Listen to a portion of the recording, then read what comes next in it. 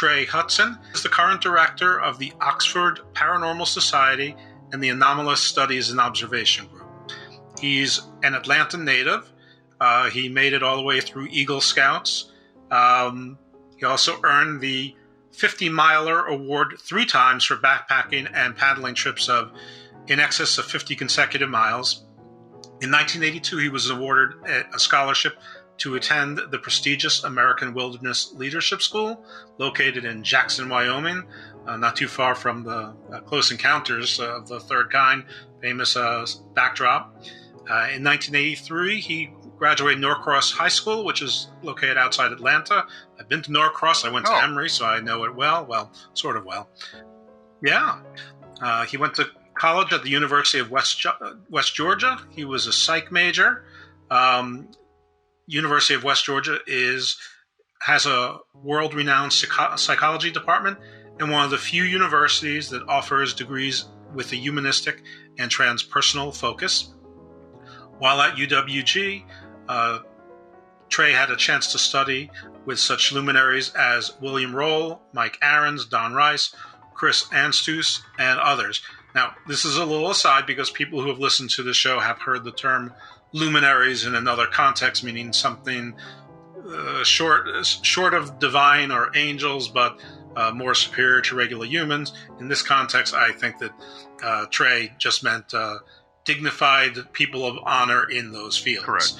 So more of the way that probably that we normally use the word, or more typically use the word, but maybe not on this show. In UWG, he was awarded a U.S. Army scholarship and a ROTC cadet. He was inducted into 2 honor societies, Pi Gamma Mu and Omicron Delta Kappa, in 87. He completed his bachelor's degree in psychology. He had a minor in anthropology as well. And he was commissioned a second lieutenant in the United States Army and branched to military intelligence. And that's just the start. After college, he was a private investigator. He investigated insurance fraud claims. He also attended the Army Intelligence Officers Basic Course at Fort Huachuca. I hope I pronounced that correctly, Arizona. Huaca. Huachuca. In the spring of 1980. Huachuca. Thank you for that. If I don't botch a name one time a show, I'm embarrassing myself at this point. In the spring of 88, he was certified as an all-source intelligence officer. He was assigned to the 372nd Military Intelligence Department and then the 337th Tactical Exploitation Battalion, both in the Army Reserves. He was injured in the course of duty and is now a disabled veteran. In 89, he entered the federal government service as a security specialist. He received training and experience in various specialties, including intelligence analysis, security of weapons of mass destruction, anti-terrorism, counterintelligence, emergency management, physical security, personal security, response to CBRNE incidents. What does CBRNE stand chemical, for? Biological, radiological, and explosive. Incident command, operations security, information security, and others. He's taken many courses in combat pistol training and rifle gunfighting. In 2008 and 2009, Trey served a tour in Afghanistan as an operations and anti-terrorism officer. He's also an EMS first responder, a combat lifesaver, a rescue scuba diver, a certified military emergency management specialist, a certified Department of Defense security professional, an extra class amateur radio operator. He's been awarded the Department of Army Achievement Medal for civilian service, the Commander's Award for civilian service twice, and the Army Superior Unit Award, Global War on Terrorism Civilian Service Medal, and the NATO International Security and Assistance Medal. So this is someone who's served his country, been decorated for it, and received honors. So I certainly didn't want to skip on any of that because it's extremely impressive. So thank you for your service. You are now listening to The Garden of Doom with Jeff Lipman. Welcome everyone to Garden of Doom. Thanks for listening this week. We're going to continue with our ufology theme for this month, and our guest today is Trey Hudson. He's the author of a new book that's out now or coming out shortly. So, Mr. Hudson, how are you today? I'm doing absolutely great. Thank you for having me. I'm just an ordinary guy who's had some extraordinary opportunities in my life. That bio makes me sound a whole lot more interesting than I actually am. I'm just a guy out there that's like everybody else, searching for the truth, whatever that truth may be. Well, I would say the bio disputes that you're just an ordinary guy, but it certainly looks like you've received at least extraordinary training and probably did extraordinary things to get those medals. And I would say that, part of this show is to get to the truth as well as to entertain and inform people, but you are certainly more qualified than I to do so based on your background and training. So I appreciate the humbleness or the humility, but it looks like the letters tell a different story. Well, thank you much. Thank you. All right. Well, you can continue. Well, first of all, tell us about your book. Okay. The book is The Meadow Project: Exploration into the South Skinwalker Ranch. And it is a firsthand account of myself and my team, the Anomalous Studies and Observation Group, discovering a unique area of extreme high strangeness located in the America's Southland. And it's about our ongoing investigations and research that started back in the year 2016 and the absolutely amazing experiences we had. And the reason we call it the South Skinwalker Ranch basically is a lot of the strange, anomalous activities and events that you've heard about at the legendary Skinwalker Ranch in Utah also happen at this place. But there's one major difference. The location of our site is not well known. It's kept secret. And that way we've been able to keep it absolutely pristine from thrill seekers and ne'er-do-wells. And it allows our research to be pure and minimize the opportunity for hoaxing and harassment as we're doing our research. Just out of curiosity, and I heard that the location is secret, but is this by any chance in the San Luis Valley? What I tell people is I will narrow it down for you. It is east of Arizona and south of the Mason-Dixon line. And that's about all that I publicly disclose. It is in America's Southland. It is an area that folklorically is known among locals for high strangeness, but internationally or nationally is a little bit off the beaten path and not well known.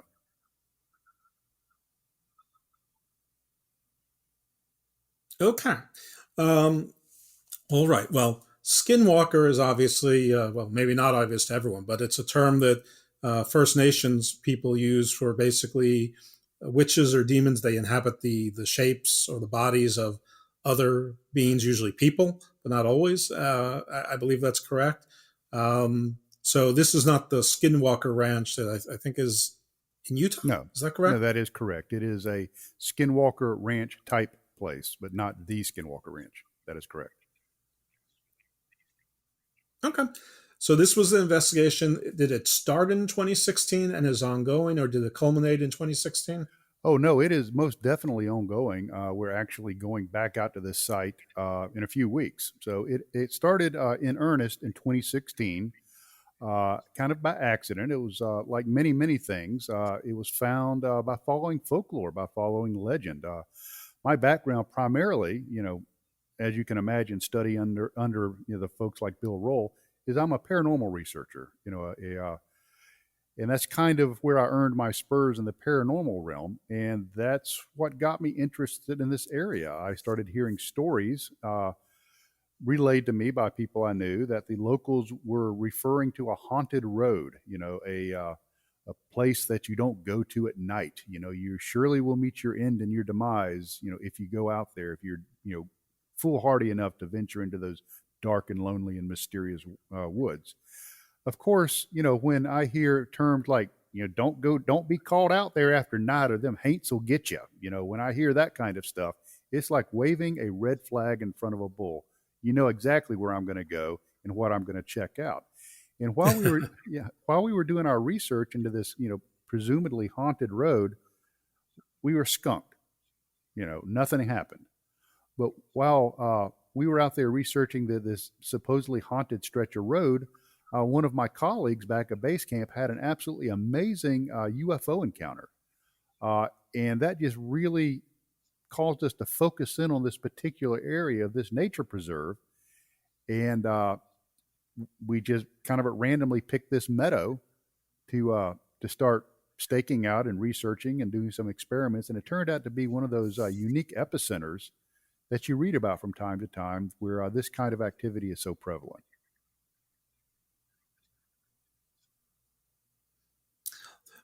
When you were giving that description of don't go out there, I had the Creedence Clearwater Revival Bad Moon on the Rise song playing in the back of my head. And now I'm trying to think of nature preserves, but I'm stuck in Florida. I think I'm going to stop trying to guess where this place is. So tell us about the UFO encounter. Oh, absolutely. My research partner Daryl and I had gone to the haunted road, and I had researched it and came up with a research operational plan, and decided that we would leave our colleague Bob back at base camp to mind our gear and to kind of keep things squared away. We were in radio communications with Bob back at the base camp, both using mobile units instead of our vehicles and handy talkies. And we had gone out there to research this haunted road, and we had heard quail whistles in the dead of winter at high elevations, which was very uncommon. We thought, wow, we really found something. We heard these strange bird calls that are out of place. And my colleague Bob said, yeah, wait until I tell you what happened to me.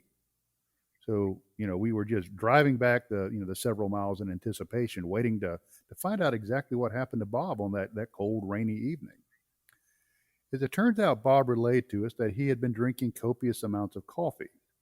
And any guy who's been camping or spent any time in the woods, when you drink a lot of coffee on a cold evening, it eventually has to go somewhere.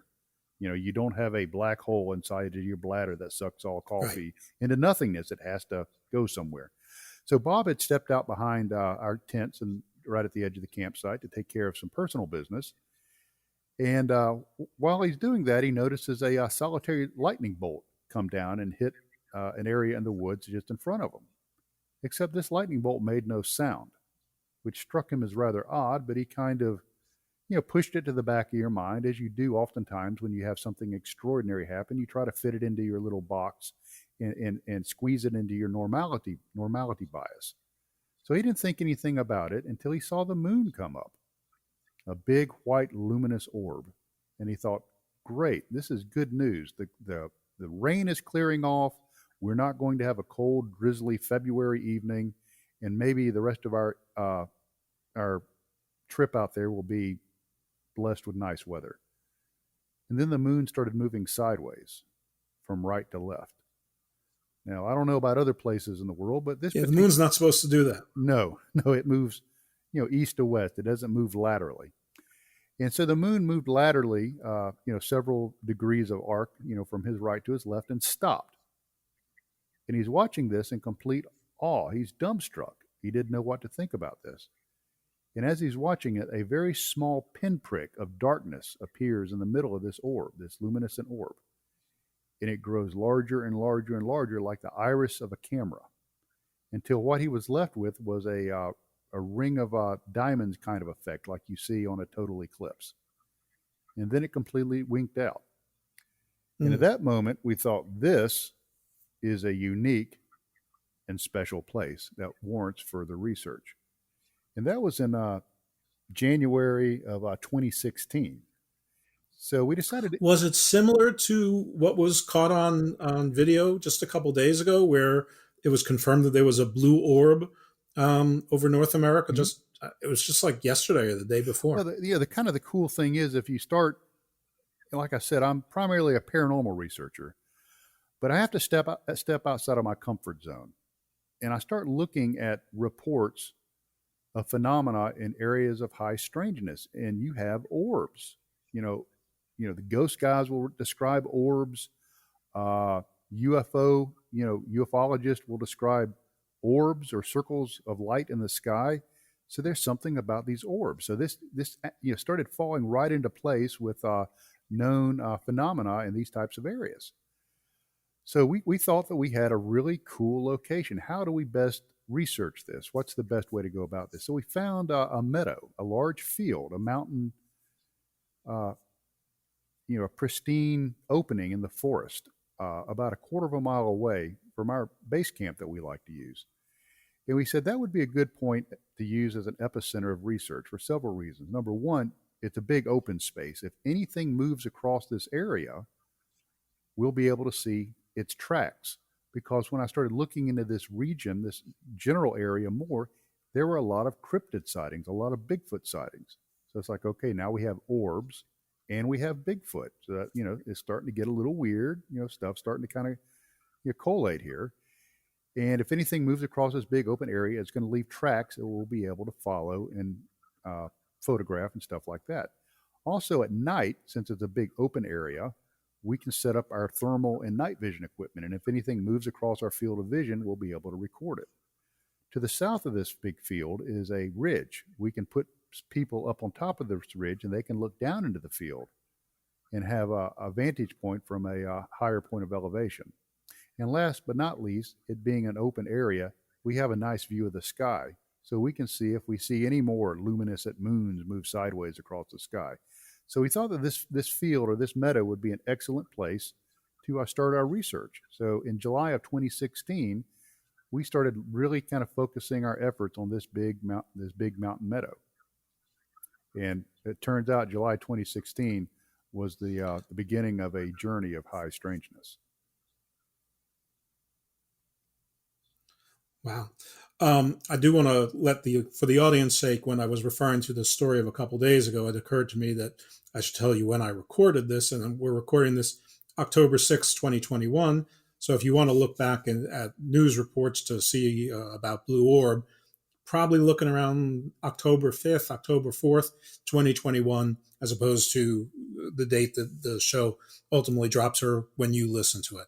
On that, I also want to go back a little bit on the cryptids. Were they cryptids plural types or cryptid just Bigfoot, Sasquatch, whatever word we want to use for that cryptid? Or are there more than one type of cryptid noted there? I use cryptid as kind of a broad, very broad thing. Is mostly what people reported were Sasquatch type creatures. Now, you have to be cognizant of the fact that Sasquatch or Bigfoot might just be a convenient label that people put on what they see. So, there were, let's just say, numerous reports of humanid shaped creatures that were not people, and I'll leave it at that. And that's going to come into play a little bit later because of some of the entities that we encountered could very easily have been, put into the Bigfoot box by a cryptid researcher. Can I ask you some logistical stuff? Yeah, sure. How many members of your team were there? We heard you, Daryl, and Bob. Is it just the three of you? Were there more than three of you? Yeah, usually our team composition ebbs and flows. People have lives. Unfortunately, the rest of us have those nasty things called JOBs, that we have to deal with. And oftentimes we have between 5 and 10 members on any expedition. So on a really, well. Oh, wow. You have a whole squad. Yeah. When we have a really good size group of folks come out, we can field 3 field teams of 2 people each and a base camp team of 2 people, which has a radio net control and security. And we can also field a quick reaction team that's kind of a floating team that can move around and also help if another team gets in some sort of distress. So yeah, usually, we like to see about 8 to 10 people if possible. And where on earth do you get all this equipment? The heat sensor, the infrared, the where do you get all this equipment from? It can't be something you can just get at a store, and it's got to be very Yeah, expensive. well, that's where that job thing comes in. To make the money to buy the equipment. No, we're self funded, which is a challenge. I'm not going to lie to you. Like I'm looking at a pair of night vision uh, equipment that I have right now that's $2,500. Just for that one piece of equipment. And all my team members, it's a passion. They are seekers of the truth. They are the Viking explorers heading out into the unknown. That's what they are of this generation. And with that passion, they're willing to expend some effort and albeit some of their treasure to reach that end. So our thermal equipment, our And where can you get it? working. Can you? Is it a military surplus store? Is it at Cabela's or Bass Pro or is it Good old Amazon. somewhere else? Good old Amazon. Wow. Yeah, you can like my night. Not that I'm about to get stuff like that. I'm just trying to figure out how easy it is to get. If you have money, I guess you can buy it. I just wasn't aware these things were just generally Oh available. yeah. We use the Fleer Corporation on thermals. And they've got everything from $600 consumer grade all the way up to multi-$1,000 units. Our night vision, we use military. You can ANPVS 7s and 14s. Are two types that you can get. Of course, our video is commercial grade video. There's a really nice piece of equipment that's come out here lately that we have several units in our team called the Psionics Digital Night Vision, Color Night Vision, which is really nice, especially when teamed up with an infrared spotlight. So, of course, radio equipment that we purchase. We have base camp radio equipment, and it's all out of our own coffers. So we try to make the experience and the investigations as meaningful as we can. While unfortunately we're limited in our budget. So that's why people need to buy the book. Okay. So Well, thank you for answering those. Yeah. No, I mean, thank you for answering those rather banal questions. But I whenever you watch a TV show and there's always these groups and they have all this equipment, and you're wondering how you even got it. And I'm actually talking to someone who has the equipment, so I figured I'd ask the question there. But yeah, so yeah, please pick up your narrative. Sure. And so, in July 2016, we got, some of our compatriots together, a larger team, and said, let's go out and really, really look at this place in earnest. Let's really give it a good, peek. Let's see, open up the hood and see what's going on. And so we came up with an operational plan. And most of the team members have backgrounds either in military, law enforcement, special operations, emergency medicine, things of that nature. So, they're used to a very formalized, structured way of going about doing things. So we use kind of a military model, not that we're militaristic. We're not a military, paramilitary type group, but we use some of the same planning tools that the military uses because quite frankly, they work. So that's what we did in July of 2016. We came up with an operations order. We assigned teams. We had radio communications. We had call signs. And the idea was thus, that we would take 3 teams and put them out in the meadow with their night vision and thermal equipment. And anything moving across the meadow, they would be able to detect with this sophisticated equipment. We would take a single solitary individual and have him move across the ridge to the south of the meadow, and he would start on the east end of the ridge and move to the west. The idea being that from his vantage point, he could see anything down below him, and if there was anything between him and the bottom of the ridge, he would flush whatever it was out into the meadow, and we'd be able to see it and capture it on film. So that was the idea. So what we were going to do is have our 3 teams get in position, radio back to this one solitary individual, and say, "We're ready, for you to go ahead and start your movement." So we got into position, we got ourselves acclimated to the environment a little bit, and we radioed back to the solitary individual that we were ready.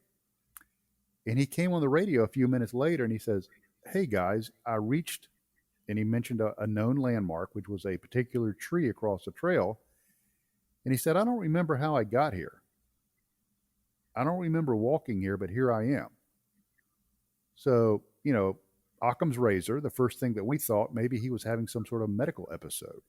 Maybe he had a stroke or fell and concussed Sure. himself and doesn't remember it, or he's having some sort of epileptic thing going on. So my emergency medicine guys and gals jumped into action over the radio, and they said, "Okay, let's do a really quick assessment. Can you feel your extremities?" Yes, I can. Do you have any numbness or tingling, anywhere on your body? No, no. Does your head hurt? No, my head doesn't hurt. Do you feel lightheaded? No. Do you know where you're at? What day is it? And he was able to recite all of this, without any kind of problems. And he said, maybe I was just thinking about, our operation, our mission, and I was daydreaming and just don't remember getting here. Okay. Once again, I referred to our normalcy bias. Okay, that's our normalcy bias. Maybe he was daydreaming. So he moved across the top of the ridge with absolutely no event. Nothing interesting happened. Dang, we were skunked again. But like our little visit to the haunted road, the best was yet to come. He dropped down into the west end of the meadow and started working his way east. And he was picked up by one team on their thermal equipment as he started moving to the west, or rather moving to the east. And they took their thermal scope, brought it up to their eyes, and they saw a man-shaped heat signature moving towards them, which they realized was this individual. Let me give you a little bit of background about the team that's watching this man on their thermal scopes. Okay. Both of them are graduates from the Georgia Institute of Technology. You having graduated from Emory, you know the prestigiousness of that school.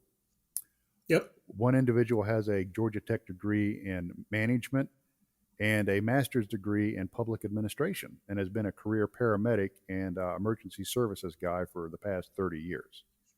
The other guy has a degree in Georgia Tech in physics with a dual degree in philosophy, served in the U.S. Army's elite 75th Ranger Regiment, and worked in the technology field at that time. So these are solid, educated, down-to-earth, professional men. Very down-to-earth, very, very reliable, very level-headed. So they're watching this individual on their thermal equipment move towards them. And to their amazement, absolute surprise, and chagrin, his heat signature, which was man-shaped, turned into an orb or a circular sphere of heat as they detected it through their equipment. And it moved several hundred meters in a few seconds. We calculated for him to have been, or that orb to have moved in about a speed of about 26 miles per hour over rugged terrain, faster than the fastest human could run. Sure. And then it turned back into a man-shaped heat signature. And they're like, oh my God, what has happened? And they quickly got on their radio and they said, are you okay? Are you okay? And they saw this, once again, man-shaped heat signature bring a radio up to its lips and respond, yes, I'm fine. Why do you ask? And they said, well, come over here and let's discuss this. So he made his way over to them and they explained what they had just witnessed. And they said, what happened to you? What was it like? What did it feel like? And he's like, it didn't feel like anything. I just walked over here. They said, you didn't have some sort of transformation or any? No, I just walked over here just like normal. So what had happened is somebody's perception and somebody's reality had changed. And to this day, we argue amongst ourselves who had the altered reality, the observer or the observed. So that was one of the remarkable things that happened that particular evening. So we got back to camp, thinking that, that was the apex of our strange evening. And it wasn't. About 2:00 in the morning, one of my team members had gotten up and had noticed off about 40 yards from our campsite, a whitish humanoid figure was standing there watching the camp. So he went to go wake up one of our team members because she had a very advanced thermal scope that had recording capabilities. And by the time she could get her gear and get back out there, this entity, this humanoid figure, had left. What's interesting is when you go back and you dig into the folklore of this region, is there's a folklore of a white humanoid Sasquatch type creature in this area. So once again, reality is mating up perfectly with folklore. So that goes to show you The that Ghost there's Man? something very special, something very unique about this place. The Ghost Man, the white Sasquatch, whatever you want to call it, but it was a white humanoid entity or figure. A paranormal guy would say, "Oh, that's a ghost." A Bigfoot researcher would say, "Well, that's a white-haired Bigfoot." A ufologist will say, maybe that's an alien or an entity. So, I'm just going to describe it as a white humanoid figure. And white humanoid figures Right. Well, I'm trying later on. Right, you're cleverly evading. See, there's a place where there's the Ghost Man legend, which is sort of like a Bigfoot. So Yeah. I'm trying to triangulate the geography without coming out and asking you. Well, Because I know you won't answer. There me. is a very no, I won't. I'm sorry. I'll go ahead and mea culpa. It's okay. I'll apologize. And this Is it particular in the book? folklore has a very no.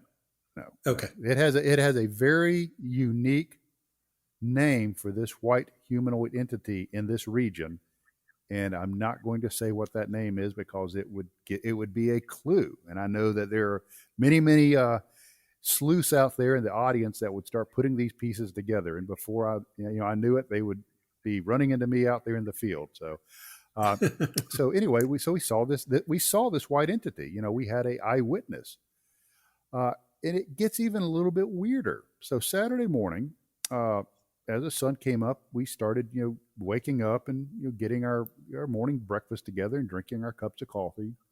And the gentleman that was observed, that had the missing time, that was observed turning into an orb of energy, came over to us with his GPS in his hand that morning while we were having breakfast. A little bit of background on this gentleman: retired out of a career in law enforcement. Spent many years as a sheriff's deputy in California doing backcountry search and rescue. The kind of search and rescue back in the 80s where they would helicopter out teams and drop them into the wilderness, and they would find the missing hiker alive or dead. They would helicopter the body or the missing hiker out, and the teams were responsible for finding their way back. That's the kind of outdoor experience that this guy has. Very competent woodsman, very competent outdoorsman, very competent search and rescue guy. So, that being the case, whenever he's out in the woods or the wilderness, he always runs his GPS and runs the tracking feature on it. So it records everywhere that he's been in a linear fashion and records it there on a SD card inside of the unit. So that morning he walks over to us with his GPS and he says, "Guys, I want to show you something and see what you think of this." And he pulls up a map on his GPS, and it shows his track line from the previous evening. And to our surprise, his track line was a series of straight lines of several kilometers each, like going from point A to point B, point B to C, C to D, straight lines. You can't cover this terrain in a straight line. You can't do it on foot, and you can't do it by vehicle. So I'll pose this question to you. What's the only way to cover extremely rugged terrain in a straight line? I'm going to say flying. It's in the air. Right. But he wasn't in an airplane that we know of.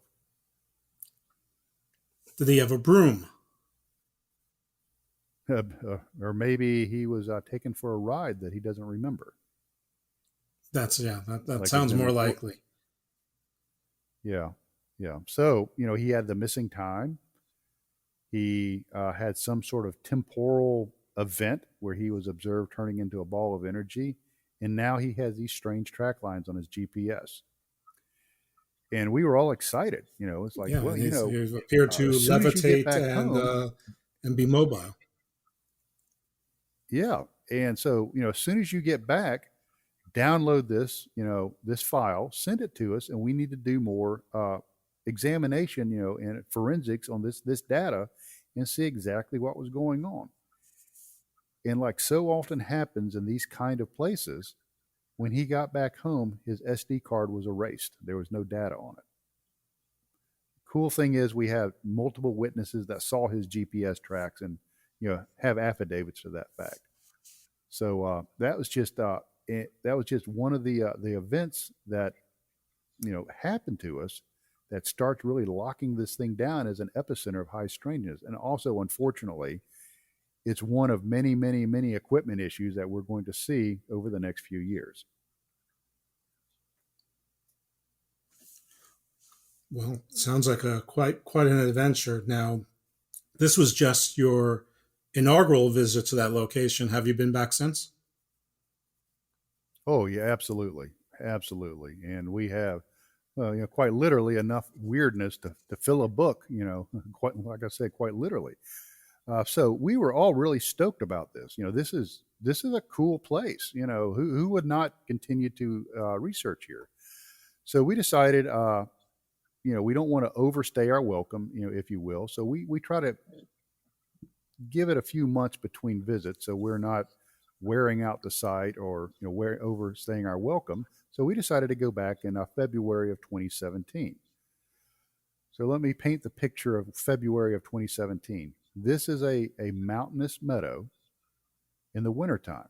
So there's no vegetation. All the vegetation is dead. It's very cold, very crisp, very beautiful, very pristine. Quite a place, somewhere you would want to spend time with your family. It's that nice of a location. So we decided, since previously the operational model we used of having teams in the meadow and somebody running the ridge worked well last time, we were going to do it again, except we were going to change our protocols a little bit. Since we had somebody experience missing time and turn into a sphere of energy, we decided it probably isn't a good idea for anybody to go out there by themselves. So we modified our protocols a little bit, that every team has at least 2 members. So with this in mind, we kind of set up the same way, except our ridge team consisted of 3 people this time, running east to west on top of the ridge. And we had 3 teams set up in the meadow with their thermal and night vision. So myself and 2 other team members were on the team that crossed the ridge. And as we moved across, we started to go over to the extreme west end of the meadow from top of the ridge, looking down, and we noticed there were several entities, heat signatures, forms, if you will, 6 feet tall, estimated, 24 inches, 2 feet wide. So 6 feet tall, 2 feet wide, about the size of a man. These distinct heat signatures that did not correspond with any known team member. Like I said before, we run our things like a military operation. We know where all our team members are. Teams do not move off of location without permission. And we have radio contact that we can clarify what we're seeing is or is not one of our fellow team members.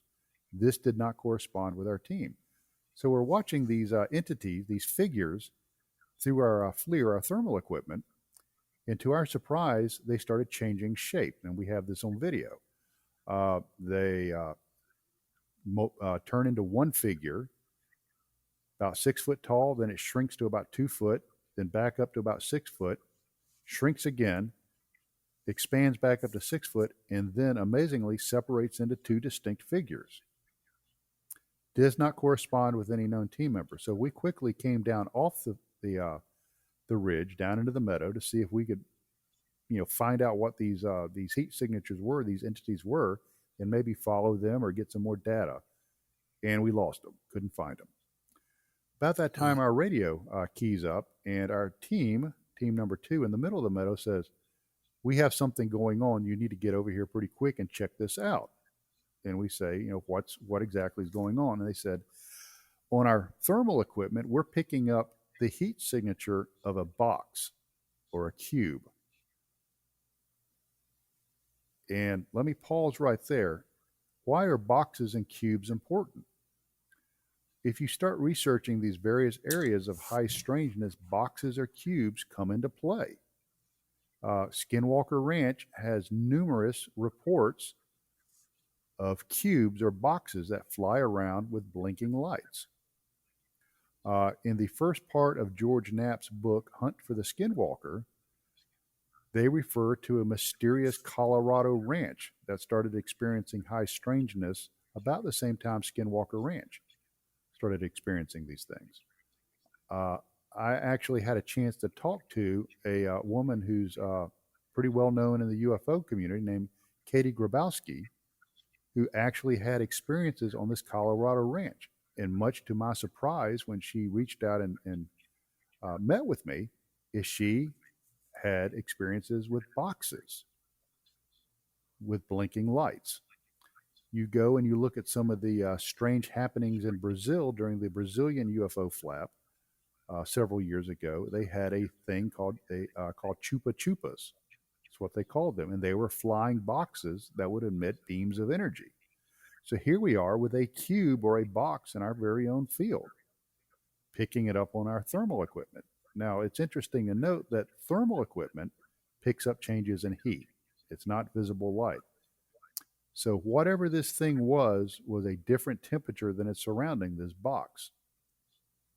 So by the time my team member could start to hit record on his equipment, and you don't run record all the time because you'll run your battery down, and you also have a finite amount of storage space, the thing started to dissipate. And it's like, oh, doggone it, skunked again. We didn't get this amazing thing on the video. But, being good researchers, we're going to try to check it out anyway. So we came over, we met up with that team, and he says, it's very faint. You can faintly still see it, the change in temperature on the thermal. Let's dispatch a team over there and see what they can find. So we just dispatched several members over to where this thing was. Now, like I said before, this is in the wintertime. There's no vegetation. It's all dead. So as we're recording our team approaching the remnant of this cube or this box, they disappear. It's so striking that my FLIR operator said, did they just disappear?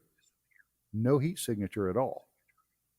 The vegetation is so absent during this time of year, and I have a video where we did this during the daytime.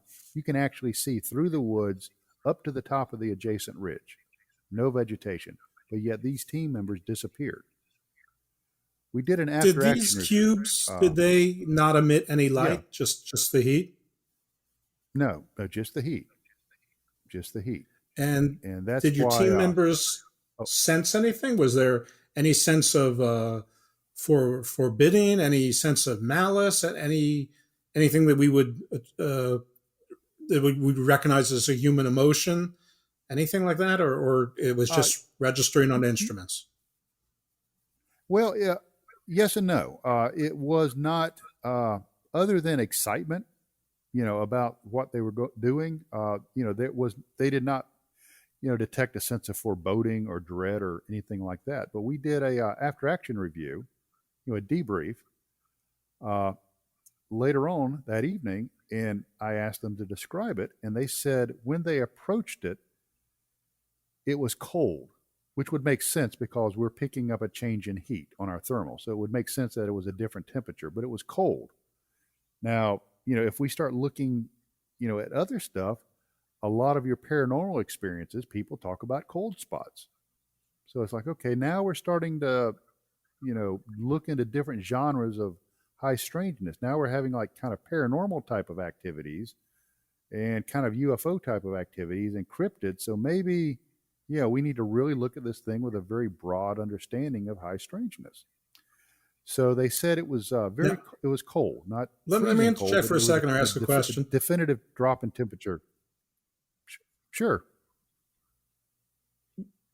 Okay, yeah, I'm sorry. There's a little bit of a delay, I think, but without giving away the geography at all, is this area on something that others might be considered ley lines, or is it near, like an American Stonehenge or a high mound area, or any of the other areas that people would normally associate with being sort of high paranormal activity areas? That's an excellent question. Yeah, it is in a latitude that is not a stranger to high strangeness. I'll just put it that way. On the latitude there are Is it other. 33.3? I'm not going to say. Oh, well, that's just the whole But latitude. there are certain. I'll just say that there are certain latitudes that are. Yeah, I know. Yeah, as you just alluded to, there are well-known latitudes that are known for their high strangeness. And okay, fair enough. I'm going to take it as a yes. It's an area of strangeness, but you're neither confirming nor denying the 33.3 latitude. Yeah, well, that's a very astute observation on your part. I'll just say that. Thank you, sir. But yeah, so no problem. So our team went in there and they said it was cold, and they said it was almost like they had a black velvet curtain surrounding them. It was very dark, like abnormally dark. Not oppressive, not emotionally oppressive, but just really dark and dense. And strangely enough, when they went into that, they did not encounter any brambles, bushes, briars, entanglements, anything like that. But when they came out, they ran into those things. They started, running into, dried up briar bushes and, entanglements and, brambles and things like that weren't present when they went in. So something about that site. But did your observation team notice them moving at all? Had changed. No. It's just like they just kind of walked in, without any kind of difficulties. Kind of did a little bit of an assessment of the area. Radio said they were coming out. Then they started to come back, and then they started running into all of these, entanglements. Branches, almost like they walked into a dimensional portal or something. Yeah, exactly. Like their reality had shifted just a little bit. Not enough to where they were out of radio communications or anything like that, but things just shifted just a little bit. That it was enough of a difference that these the environment changed just a fudge. So while we're filming our team doing this, my other FLIR operator, she turns to her right and she says, "Who or what is that?" And to everybody's surprise, there were once again 2 heat signatures watching us from a small copse of trees about 40 yards away. These heat signatures were once again about 6 foot tall, 24 inches wide. And she turned back to the cube and then looked back, and they were gone. So these entities heat signatures did not correspond with any known team members or the location of any teams. We radioed everybody and checked. So once again, these were the strange, heat signatures once again witnessed in the meadow.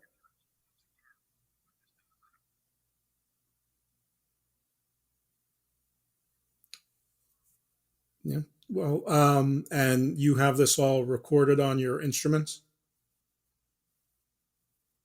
Yes. And the cool thing is... And at some point, I to my knowledge... Go ahead, sir. Oh, and to my knowledge, this is the only known recording of people actually walking into and disappearing into a portal on film that I'm aware of. Are you going to make these recordings available at some point? Yes.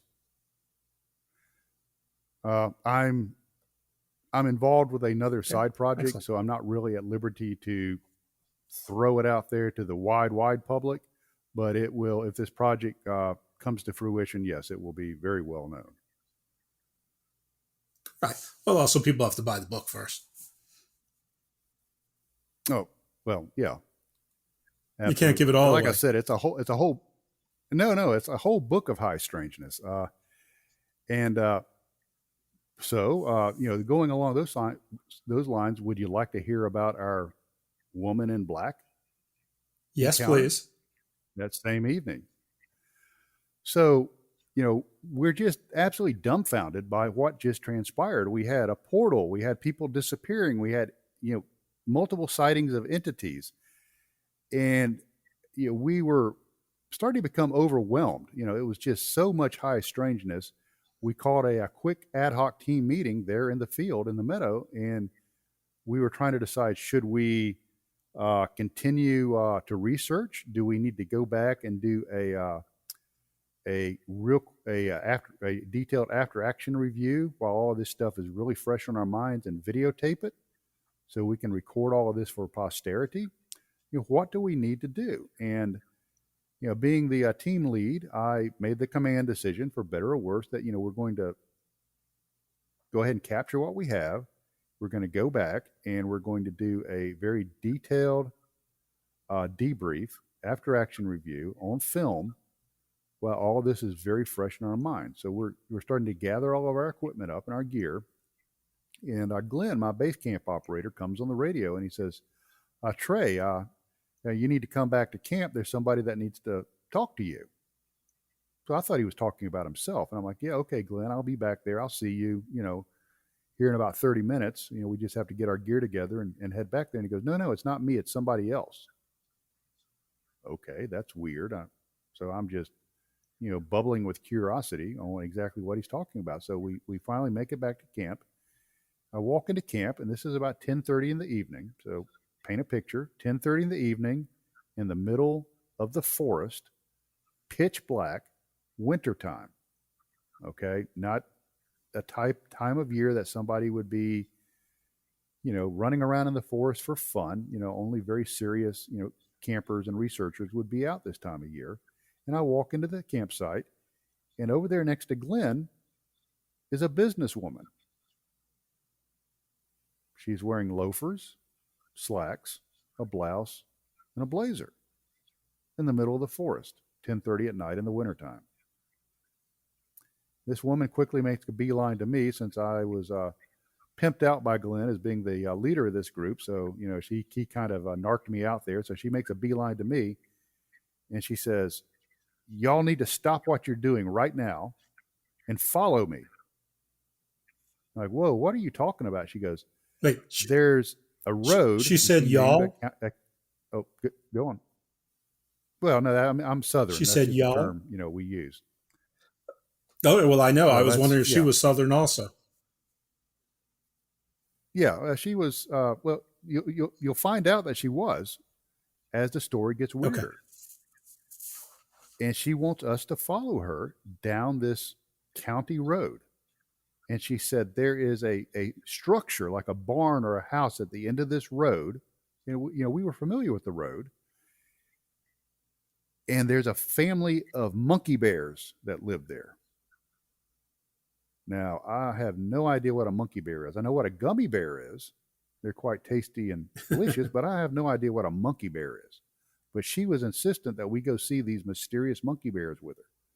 So you've got this mysterious businesswoman in the middle of the night, in the middle of the forest, in the wintertime, wanting you to drop what you're doing, follow her, sight unseen, down a dark, lonely, mysterious road to go witness some mythological creatures that may or may not be of her own imagination. But heck no, we're not doing it. It just does not sound like a safe use of our time, nor quite an effective use of our time. So, we politely started, throwing up the social cueing. We're not interested, have a good evening, et cetera, et cetera. And she would have no part of it. She was insistent that we follow her down this road. And so then she started trying to make small talk. Okay, thanks. There was also a point where I had to refresh, and it let me back in, and he was still talking. I'm emailing him saying, I think we lost you.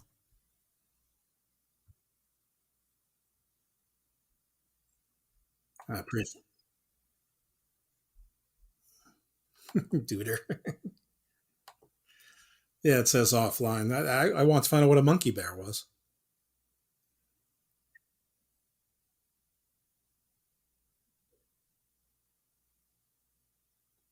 And I want to hear about this woman in black who is apparently local. I don't know Okay, I'm why. back. Well, you probably can figure it out, but I'm picturing her as Terry Hatcher. Test, test, test. Okay, I'm Oh, back. okay, I'm great. sorry. I'm sorry. My Okay, internet so dropped out. that's all right. Well, where we left off is you were saying that she was going to take you to a family of monkey bears, that you didn't know what monkey bears were. You knew what gummy bears were. I giggled, and then we sort of lost you. That's fine. It must have been the giggle of doom because it knocked me off the air. No, the giggle of destiny. No, so I'm thinking to myself, this isn't safe. I'm not following some weird woman, down into the depths of the wilderness, to be robbed, raped, or dare I say probed. Just wasn't going to happen. So we started, We're eaten by monkey bears. or gobbled up by monkey bears. We'd be found in monkey bear scat the next day.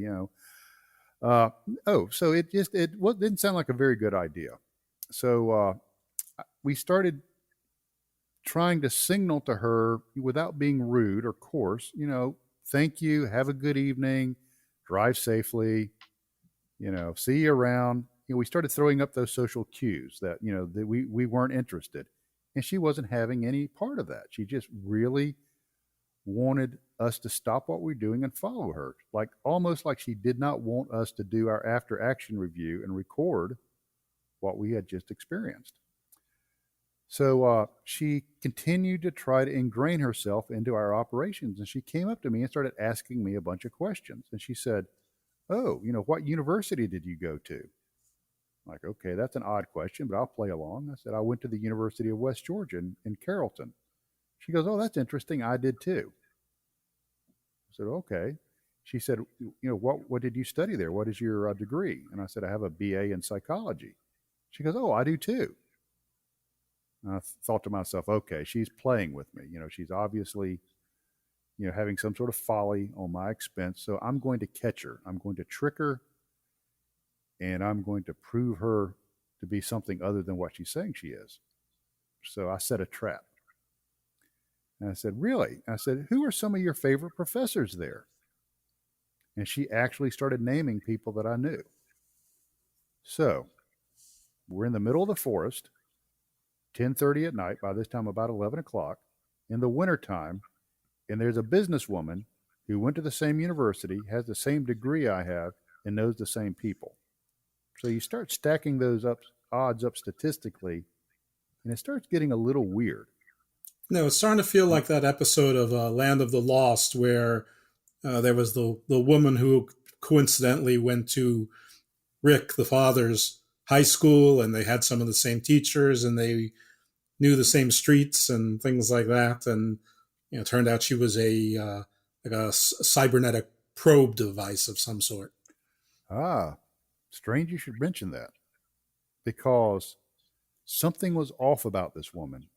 It was so off that Glenn, our base camp operator, who has been a paramedic for like 30 years, mentioned to me after the fact. He said, "I've dealt with all kinds of people in my career. I was a flight medic and flew all over the world, and I've seen a lot of really weird stuff, but I've never seen anybody acting like this woman acted." And she capped What it did she all look off. like? Was she Caucasian? Was she Yeah, brunette? Was she and she tall, short? I'm picturing Terry Hatcher in a business suit. no, I and can't she tell you was why. Maybe and just she was personal preference. yeah, she was just kind of an average looking woman, in her late 30s, early 40s. And to cap it off is she stops talking to us, and she walks out about 25 meters from our campsite, still within the illumination of our lanterns, and she squats down and urinates in front of us. Now, I don't know about where you're from, but that's considered rather rude behavior in my neck of the woods. It's brazen. So it's very strange.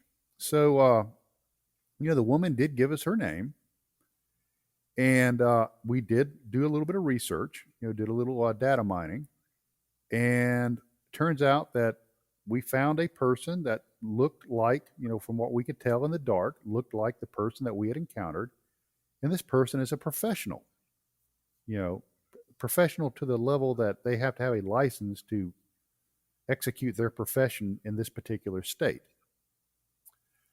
So the question is, what kind of people, have you heard stories of that come into an area after high strangeness? They try to dissuade people from recounting their experiences. They're not properly dressed for the occasion, and they don't understand social cueing or how people act in polite society. And they're not Johnny Cash, but they dress like him. Right, men in black. So the weird thing is this corresponded with an actual person, as far as we could tell. Turn the page. I get a message request on my public Facebook page from a guy that wants to discuss some strangeness that he was aware of in Carrollton, Georgia, where the University of West Georgia is. And so I open up communications with the guy, and he turns out to be a psychotherapist in Istanbul, Turkey, and also a fellow alumni of West Georgia. And all he was doing is just wanted to talk to me about another area of high strangeness and UFOs in Carrollton, because he had heard me do a radio broadcast. And he said, "Hey, I heard you talk about this strange woman that she said she went to West Georgia." He goes, "Did she give you a name?" And I said, "Yes. And I will tell you what the name is in confidence. I don't want to mess with a woman. I don't want to distract her, alarm her." He goes, "No, I just want to see if maybe, I knew her." And I gave him the name, and he actually knows the woman and is in communications with her. He said, "Would you mind if I reached out to her and kind of talked to her about some of the stuff that you experienced?" I said, "No, absolutely." I said, "It's in the book. It's not a secret." And he talked to her, and he said, "Give me your, were you there that night?" She says, "Yes, I remember it." And he said, "Do you remember anything unusual about it?" She says, "No, it was pretty normal. I was just talking to them. And the only thing that seemed unusual to me is they felt like they were trying to hide something or do something that I was keeping them from doing." She didn't recall the urination or the very strangeness or anything like that. So here are our options.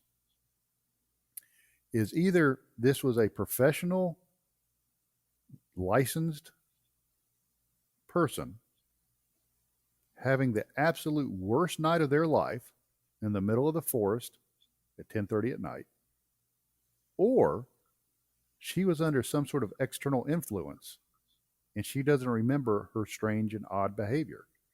And I left word with this psychotherapist who contacted me. I said, if she would ever like to be interviewed or talk to me, I would love to spend some time with her. I don't want to out her. I don't want to put her at any kind of risk. Her identity is absolutely safe, but I would like to get to the bottom of this. And to this day, she's not contacted me. Well, I mean, you had already experienced this once before with your own team member who had sort of their own, not in-body experience, but loss of time. So I mean, why not her too? Yeah, absolutely. And that was, her friend's assessment was, he kind of said, "Yeah, this sounds like something, was controlling her or clouding her judgment that, she's not necessarily, was, aware of."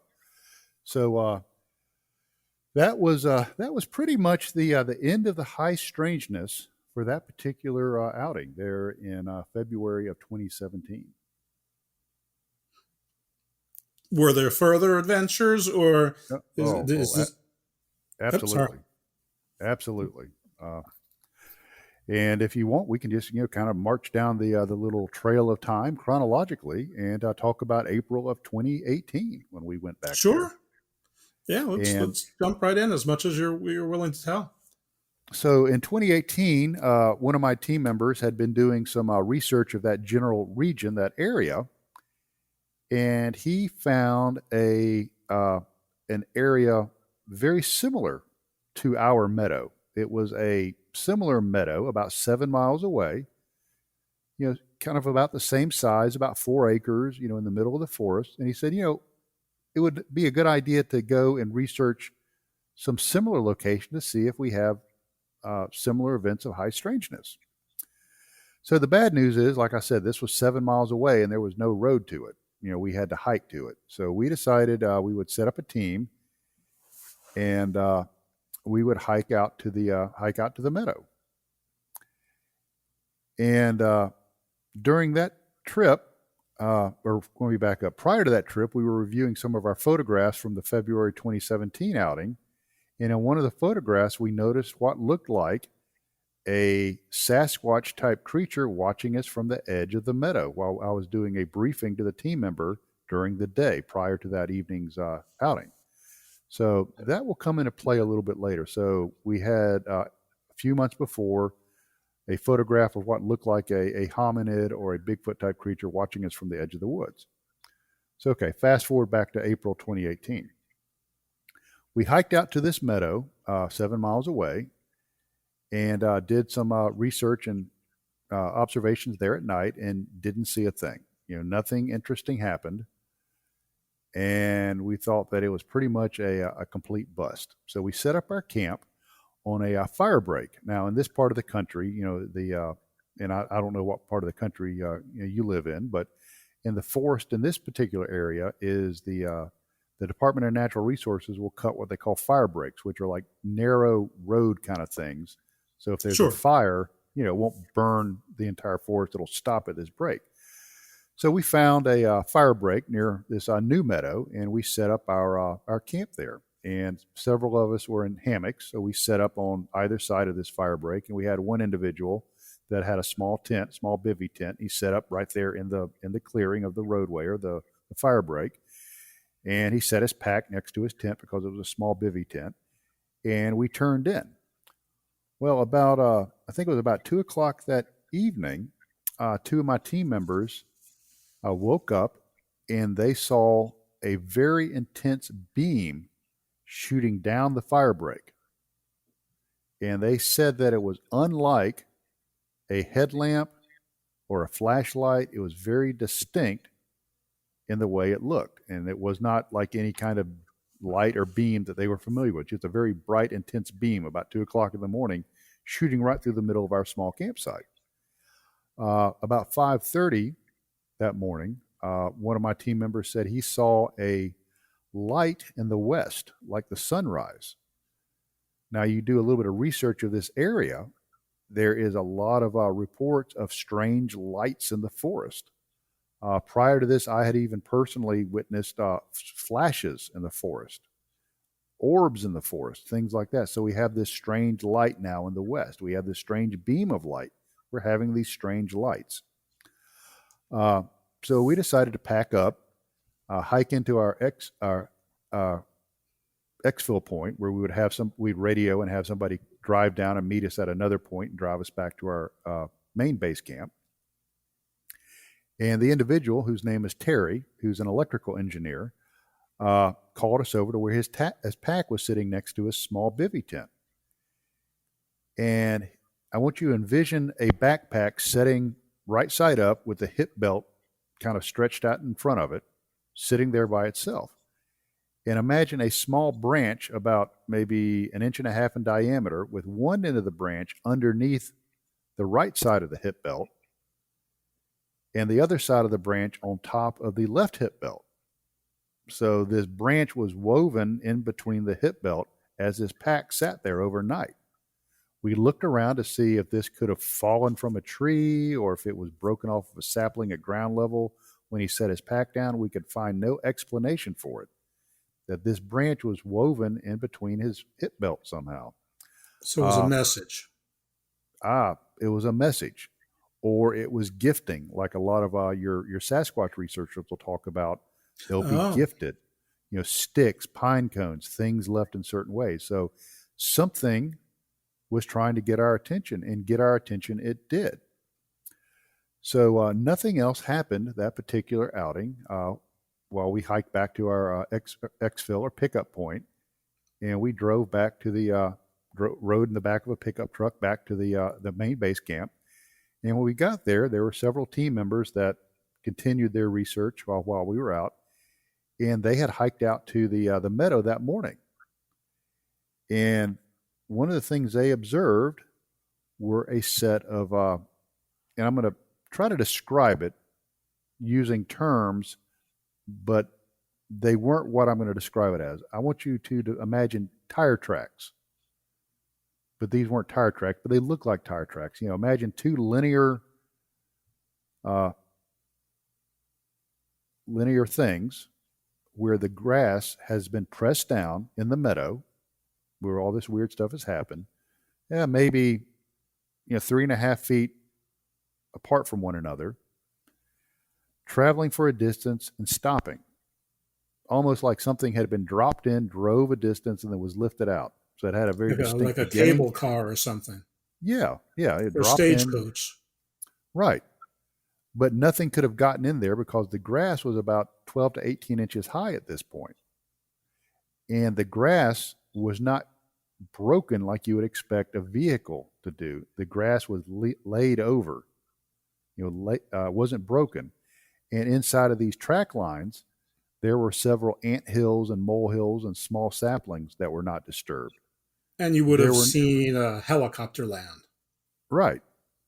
And this thing it was like for several hundred meters. It was like a long track line. Oh, okay.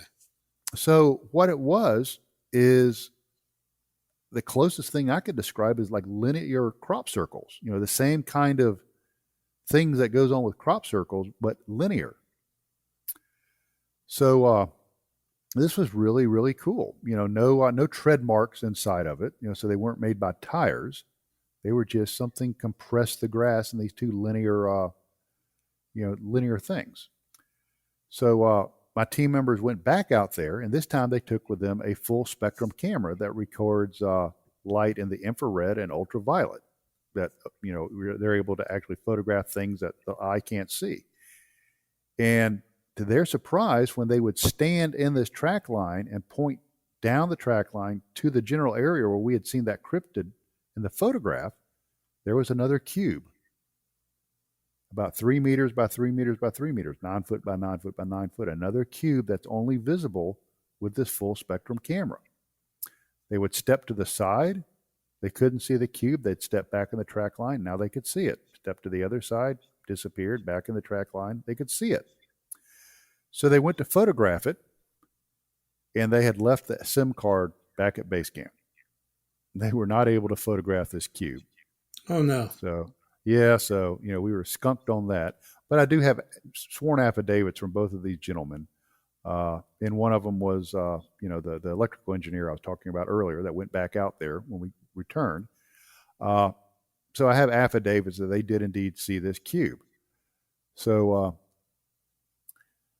we went back out that evening to do a similar research with the teams, and we recorded on FLIR a large hulking figure with very broad shoulders and no neck. So we were able to capture this on film too. So that was pretty much our outings and our adventures of April 2018. Well, that's a lot. You're like 2 for 2 on. I don't know if there were trips in the middle that where nothing really happened, but is there another, or was that sort of where you stopped? Oh no, it keeps on going. Oh my goodness. Yeah, I'm going to leave. One of the most amazing things we did was a SD session, and I don't know if you're familiar with that. This was in November 2019. Not at all. SD session is a technique used by paranormal researchers and investigators. And I'm sure that you and your listeners have seen TV shows where they use ghost boxes. The voices will come out of the static, and they'll try to make something intelligible out of it. Sure. And what the Estes method does, it takes that one step further, is take a ghost box. So you got this static, and maybe hearing words out of the static, but you take the ghost box and you attach it to a set of sound canceling headphones that blocks all external sound. And you take a person and put those headphones on an individual called a receiver. And then you also blindfold this individual, so they have no idea of what's going on outside of their little world. They have no external stimuli at all. They don't know what's being said around them. They don't know what's going on around them. They can't see or hear. And their instructions are, if they hear an intelligible word in the static, they repeat that word. Let's say they hear the word pogo stick. Regardless of if it makes any sense at all, they audibly repeat pogo stick. Sure. So we went to the meadow. Judgment, just repeat. Yeah, no judgment, just repeat. So we did that in the meadow, and actually appears to have engaged in a two-way conversation with an entity. And the whole transcript of this SD session is in the book. And the entity gets rather perturbed when I start trying to drill down on phenomenology of the cubes or the boxes. And I'm asking questions about, electromagnetism, time dilation, radiation, things like that. And the entity becomes kind of perturbed, not malevolent, but just a little bit aggravated. So that was in November of 2019. So that was something really, really cool. Let me ask you something. Yeah, sure. Obviously, that you're a professional. A lot of in your team are professionals, but more than that, a lot of you seem to have military experience, law enforcement experience, policies, procedures. You've used the word protocol several times. So I'm going to just call these first contact situations, even though they might not be first contact situations writ large, but let's just use that because everyone knows what it means. Sure. Do you have within your group set protocols for first contact? And is it different for what we think might be the beings that are in the UFOs versus the cryptids versus the woman in black? Right. Are there different protocols? Is it all the same? Or do you have them at all? We do. We do have a ASOG, Anomalous Studies and Observation Group, First Contact Protocol.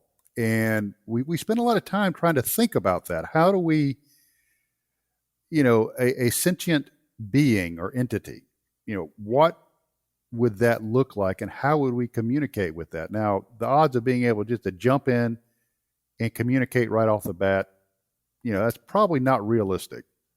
So what we did, and, I stole the idea from some people much smarter than I, Carl Sagan, for example, is if you remember on the early Voyager or Pioneer probes, I can't remember which one, there was a placard made.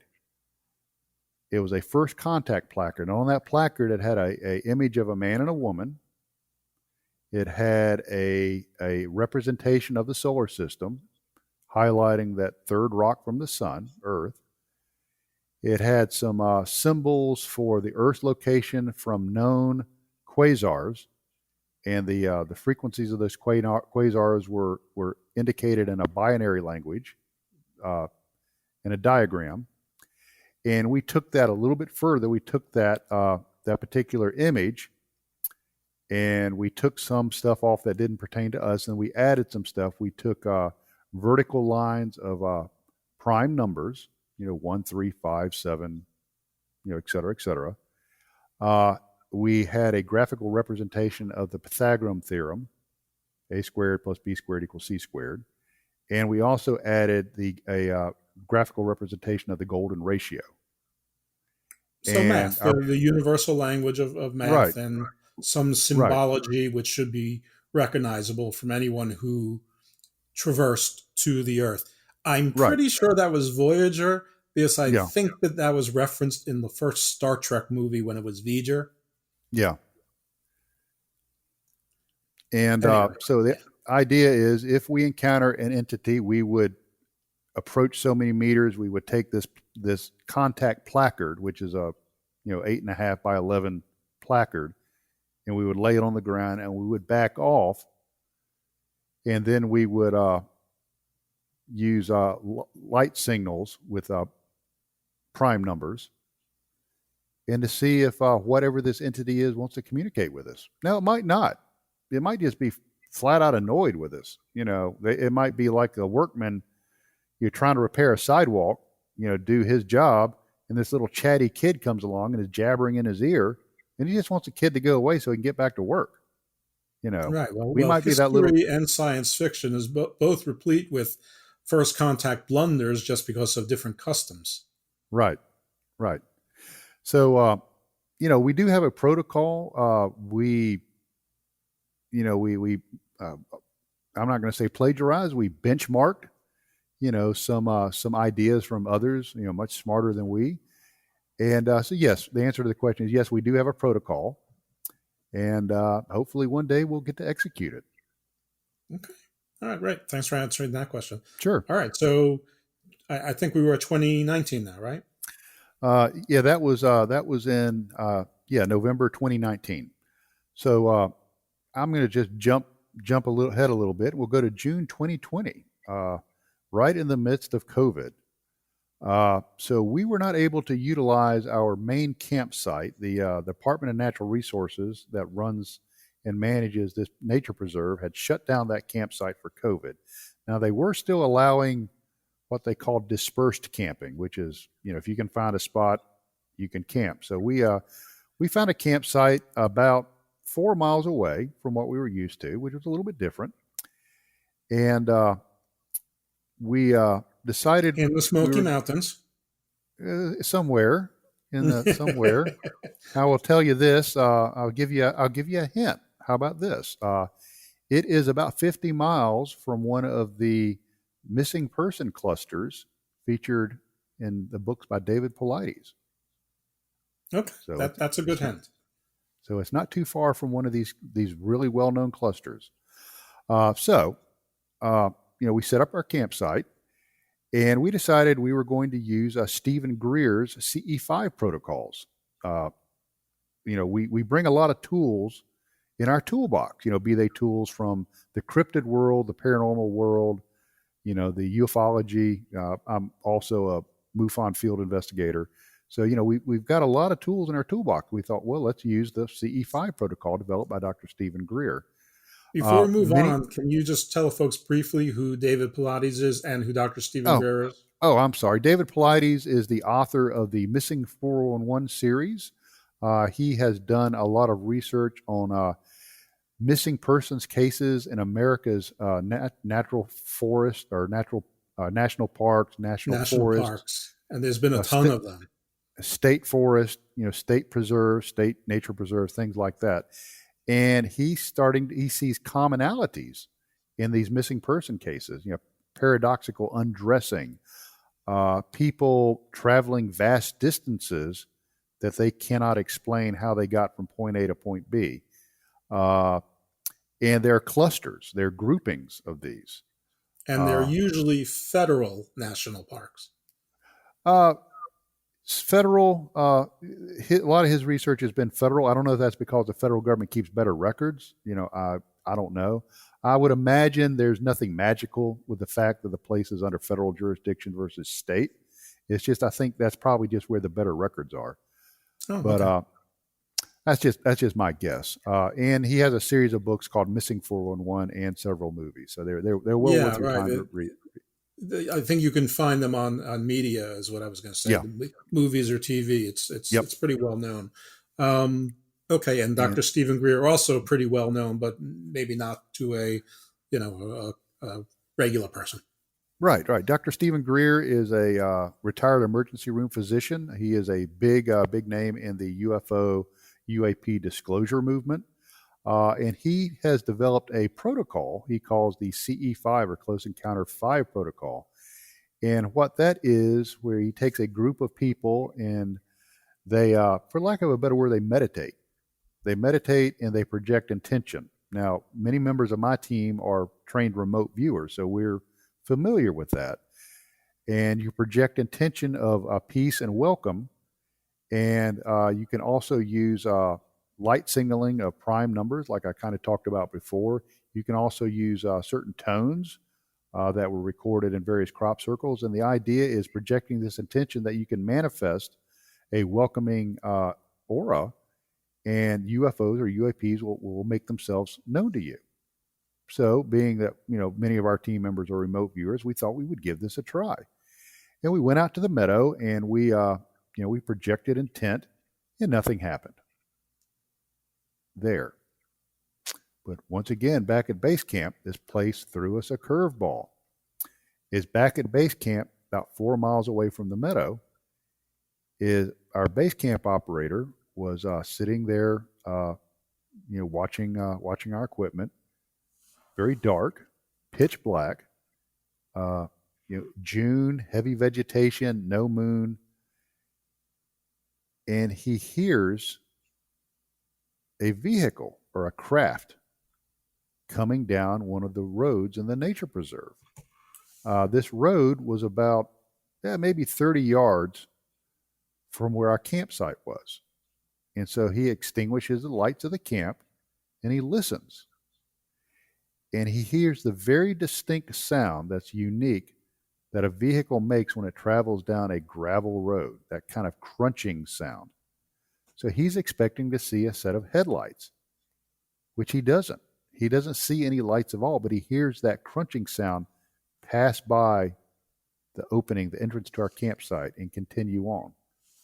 Now, what's interesting is it was so dark that night that it would be impossible to drive on that road with no lights unless you possessed the most modern and sophisticated Generation 3 military night vision equipment. And it would be very dangerous to drive on this road even like that. So something moved past our campsite. Not only did something move past the campsite, we have gotten into the habit of running Geiger counters whenever we're out and about to detect radiation spikes, because we're starting to see small radiation spikes whenever we have these incidents of high strangeness. The normal background radiation for that area is about 0.06 to 0.1 microsieverts per hour, which is that's not much radiation. That's a normal background radiation that you would expect to find. But when this craft passed our campsite, it spiked up to 0.66 microsieverts per hour. And he took a photograph of his Geiger counter when this happened. So some sort of vessel passed by the campsite, and when it did, we had this radiation spike out in the middle of nowhere. 1,000-fold, right? Yeah. So, which was an amazing event in and of itself. So we came back and discussed this, and we all turned in. And the next day was going to be Sunday, the day we pack up, and everybody heads back to their humdrum lives. And the next morning, one of my team members named Tony comes up to me. Now, a little bit about Tony. He is a graduate of the Air Force Academy, U.S. Air Force Academy, with a degree in engineering. He is a veteran of the U.S. Air Force Special Operations community, and now is a world-renowned subject matter expert in his chosen field. He flies all over the world consulting. So he's a very sharp, educated, driven individual. Very, very down to earth, very solid guy. So he comes up to me and he says, "Trey, I need to tell you about something that happened to me last night." Now, remember, Tony was one of the ones out there in the field doing the CE5 protocol. And he said, after we went to bed, he goes, "I woke up about 4:30 in the morning, just wide awake." And he goes, "And I had these words stuck in my head, like a download." And he said the word was Nox, N-O-X, Magbee, M-A-G-B-E-E, phonetically spelled. And he said, I kind of brushed it off and went back to sleep. And at 6:30, I woke up again with those same words just, locked into my head, Nox, Magbee. He said, "Do they mean anything to you?" And I said, "No, not at all, but I'll research it." I said, "Let me write it down phonetically so I can, maybe do a little research and see what we can come up with." Well, I did some research and I found out that Nox, N-O-X, is Latin, and it is the Roman goddess of the night. Her name is Nox. It's a derivative of the Greek word Nyx, which the Romans stole a lot of Greek mythology and just made Nyx into Nox. So we have the Roman goddess of the night. Magbee was a little bit more difficult. And I found a word in Old English by reviewing the Old English poem Beowulf, and the word was Magba. And what magba means is kindred or children. Now, when Beowulf was written, it was in the early part of the Middle Ages, which was right after the Romans left Britain. So it is reasonable to assume that the word Nox and Magba are contemporaneous, because a person speaking Old English would still have some knowledge of Roman culture and goddesses and all of that. So Right. Nox Half Magna. of the first millennium BCE. Yes. So you put the two together, and what you have is children of the night goddess. So we start thinking about that. Children of the night goddess. What do we have that are small like children, have big heads like children, and have been reported coming to people in the middle of the night? The Greys.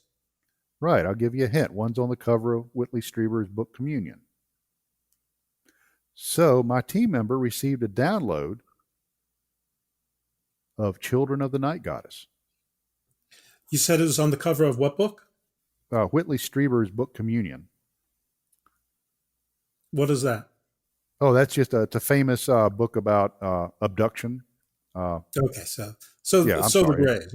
I thought you were Yeah, the going Greys. in No. a cherub kind of direction. No. It's a very typical, one of the first graphic representations that became very famous of the Greys. And so, what does that mean? Does that mean that maybe some weird stuff is going on in the middle of the night that we're not aware of? With our team members? Strangely enough, I have one team member who says she has this reoccurrent dream of things coming into her bedroom and taking her. So, we hear about that all the time, and associated with the Greys and others. Also, the children of a goddess, that harkens back to the biblical, the Nephilim and the Anunnaki, whether they're one and the same or different, but lots of mythologies. I believe Quetzalcoatl was similar. There's plenty of sort of virginal births where a woman was implanted with a divine. So why not here too? Now, what's interesting is Ryan Musgrave, who wrote the book Children of Orion, who has been doing a lot of research in what they call the tall whites, or the cryptoterrestrials, I think is the term he uses. Is he thinks that this is a first contact with those beings. He's read my book and is, he's convinced that's what's going on. Well, that's great, because I'm going to ask him, because he's I have an interview scheduled with him on the books, and he's probably going to be in those 4 weeks with you ask him about UFO it. month.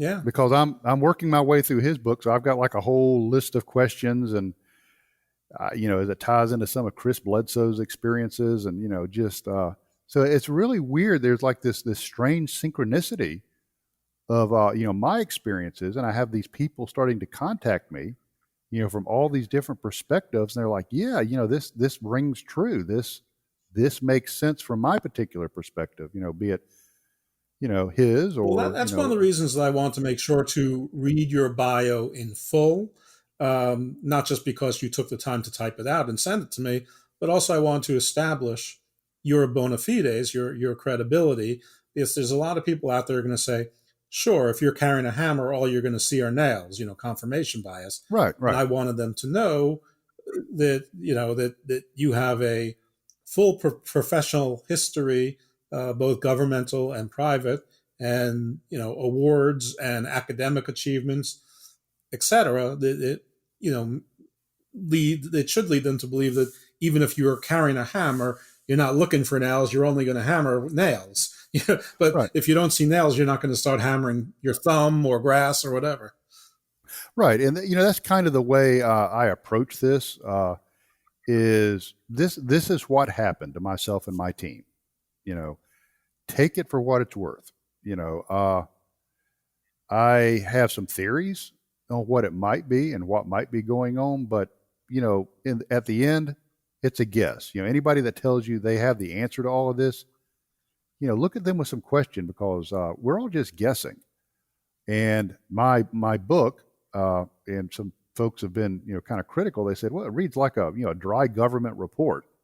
Well, I'm a government guy. I mean, what do you expect? That's, that's kind of the way, I research and investigate professionally. And I thought that was the best way to approach this, is just kind of a very, very basic nuts and bolts. This is what happened, A, B to C, and let the reader, make up their own mind and put the emphasis and importance on what they think is important, not what I tell them is important. Nope. It sounds like the audio is having some trouble again. Oh, sorry. It's okay. But it sounds like you're back now. Okay. What is the name of the book again for the folks? The name of the book is The Meadow Project, Exploration into the South's Skinwalker Ranch. And it is on Amazon. And luckily, we've been able to put it in hardback, softback, ebook, and audiobook. So whatever format, people, kind of floats their boat, whatever they think is really groovy, there it is. They can get it in any format. Personally, I think the ebook is about $5, and if nothing else, it's, $5 of entertainment.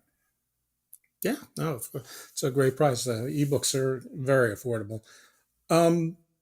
Is there any place else that people can follow you, or that you want them to follow you? Anything else that you promote? Do you have like a YouTube channel or something? No, yeah, they can. Usually, you can find me in the rat infested alley behind the local liquor store. No, I'm kidding. No, you can find me. Probably the best way is on Facebook. Is if you look up Trey Hudson -author. That's my Facebook page, and also the Oxford Paranormal Society has a group page. So that's usually where I kind of hang out from time to time. Oh, wonderful. And I would be remiss if I didn't ask you if there was any tale that you could tell us from your service overseas or otherwise that you are allowed to tell that doesn't violate any secrecy or whatever, that might be fun to hear. Maybe it's related to one of those medals, anything from Afghanistan, or is there anything like that you're permitted to talk about?